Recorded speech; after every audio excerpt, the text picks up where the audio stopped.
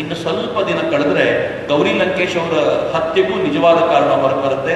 ನಾನು ಸರ್ಕಾರವನ್ನ ಈ ಹೊತ್ತಿನಲ್ಲಿ ನಮ್ಮೆಲ್ಲ ಮಿತ್ರರ ಪರವಾಗಿ ಆಗ್ರಹಿಸಬೇಕು ಅಂತ ಇಚ್ಛೆ ಪಡ್ತೀನಿ. ಆದಷ್ಟು ಬೇಗ ಗೌರಿ ಹತ್ಯೆ ಮಾಡೋದನ್ನ ಕರ್ಕೊಂಡು ಬನ್ನಿ, ಎದುರಿಗೆ ನಿಲ್ಲಿಸಿ. ನಾವು ನೋಡಬೇಕು ಅದು ಯಾರು ಮಾಡಿದ್ದಾರೆ ಅಂತ. ನಮಗೂ ಸಾಕಾಗೋಗಿದೆ. ಪದೇ ಪದೇ ನೀವು ಆರೋಪ ಮಾಡೋದು, ನಾವು ಉತ್ತರ ಕೊಡೋದು. ಈಗ ಆರೋಪ ನಾವು ಮಾಡ್ತಿಲ್ಲ, ನಾವು ಆರೋಪ ಮಾಡ್ತಾ ಇದ್ದೀವಿ. ನೀವೇ ಕೊಲೆ ಮಾಡಿದವರು ಅಂತ ನಾನು ಸರ್ಕಾರಕ್ಕೆ ನೇರ ಆರೋಪ ಮಾಡ್ತೀನಿ. ಈಗ ನೀವು ಹೊರಗೆ ಬನ್ನಿ. ಇಷ್ಟು ದಿನ ನೀವು ನಮ್ಮ ಮೇಲೆ ಆರೋಪ ಮಾಡ್ತಿದ್ರಿ, ಕೊಲೆ ಮಾಡಿದವರು ನೀವು ಅಂತ. ನಾವು ಪ್ರತಿದಿನ ಡಿಫೆಂಡ್ ಮಾಡಿ ಎಷ್ಟು ದಿನ ಅಂತ ಡಿಫೆಂಡ್ ಮಾಡೋದು?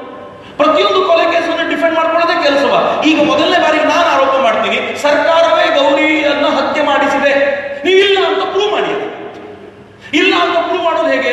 ನಿಜವಾದ ಕೊಲೆಗಾರನ ಕರ್ಕೊಂಡು ಬಂದು ನಿಲ್ಲಿಸಿ. ನೀವಿಲ್ಲ ಅಂತ ಪ್ರೂವ್ ಆಗ್ತದೆ, ಕರ್ಕೊಂಡು ನೋಡಿ ಬಿಡ್ತೀವಿ ಯಾರು ಕೊಲೆ ಮಾಡಿದ್ದಾರೆ. ಈ ಕೊಲೆಗಾರನ ಕರ್ಕೊಂಡು ಬರುವಂತ ಹೊತ್ತು ಇವತ್ತು ಬಂದಿದೆ. ಅಕಸ್ಮಾತ್ ಕೊಲೆಗಾರನ ಕರ್ಕೊಂಡು ಬರ್ಲಿಕ್ಕೆ ಫೇಲ್ ಆದರೆ ಸರ್ಕಾರವೇ ಕೊಲೆ ಮಾಡಿಸಿದ್ದು ಅಂತ ಹೇಳೋದನ್ನ ಸರ್ಕಾರ ಒಪ್ಪಿಕೊಳ್ಬೇಕು. ಅಥವಾ ಕೊನೆ ಪಕ್ಷ ನನಗೊಂದೇ ಒಂದು ಆಸೆ ಇದೆ, ಒಂದು 4 ಪ್ರಕಾಶನಿಗೆ ತದಕಿದ್ರೆ ನಿಜವಾಗ್ಲೂ ಕೊಲೆ ಮಾಡಿದ ಯಾರು ಅಂತ ಬಾಯ್ಬಿಡ್ತಾನೆ. ಯಾಕೆಂದ್ರೆ ಕೊಲೆ ಮಾಡಿದ್ದು ರೈಟಿಸ್ಟ್ ಗ್ರೂಪ್ನವರು ಅಂತ ಪ್ರಕಾಶ್ ರೈಗೆ ಪಕ್ಕಾ ಗೊತ್ತಿದೆ ಅಂತಂದ್ರೆ ಕೊಲೆಗಾರ ಯಾರು ಅಂತ ಗೊತ್ತಿರ್ಬೇಕಲ್ಲ. ಕರ್ಕೊಂಡು ಬಂದು 4 ಬಡೀರಿ ಅಂತ ಪ್ರಕಾಶ್ ರೈ ಬಡದ ನಂತರ ಯಾರು ಕೊಲೆ ಮಾಡಿದ್ದಾರೆ ಅಂತ ಬಾಯಿ ಬಿಡ್ತಾರಲ್ಲ, ಬಾಯಿ ಬಿಟ್ಟ ನಂತರ ಒಳಗೆ ಹಾಕ್ಬೋದು ಅಂತ. ಯಾರು ಮಾಡಿದಾರೆ ಹುಡ್ಕೊಳ್ಳಿ ಅಂತ. ಅಂದ್ರೆ ಕೊಲೆಗಾರರು ಯಾರು ಅಂತ ಗೊತ್ತಿದ್ದು ಹೇಳದೆ ಹೋದ್ರೆ ಅದು ಕೊಲೆಗಾರರನ್ನು ಉಳಿಸುವಂತ ದೊಡ್ಡ ಅಪರಾಧವಾಗಿರೋದ್ರಿಂದ ಇಂಥ ಅಪರಾಧಿಗಳನ್ನ ತಿರುಗಾಡ್ಲಿಕ್ಕೆ ಬಿಟ್ಟಿರೋದೇ ತಪ್ಪು ಅಂತ ನನಗೆ ಯಾವಾಗಲೂ ಅನ್ಸುತ್ತೆ. ಈ ಹಿನ್ನೆಲೆಯಲ್ಲಿ ಇವತ್ತು ನಾವೆಲ್ಲ ಏನ್ ಸೇರಿದ್ದೀವಿ, ನಮ್ಗೆಲ್ಲ ದೊಡ್ಡ ಜವಾಬ್ದಾರಿ ಏನಿದೆ, ಈ ವಿಚಾರವನ್ನ ಇನ್ನು ಮುಂದೆ ನಾನು ರಿಕ್ವೆಸ್ಟ್ ಮಾಡ್ಕೊಳ್ತೀನಿ. ಅದು ಸಂಘಟನೆಯಾಗಿ ಮತ್ತು ವ್ಯಕ್ತಿಯಾಗಿ ಅಥವಾ ಪ್ರತಿಯೊಬ್ಬರಿಗೂ ಇನ್ನು ಮುಂದೆ ಈ ಡಿಫೆಂಡ್ ಮಾಡ್ಕೊಳ್ಳೋ ಕೆಲಸ ನಿಲ್ಲಿಸೋಣ.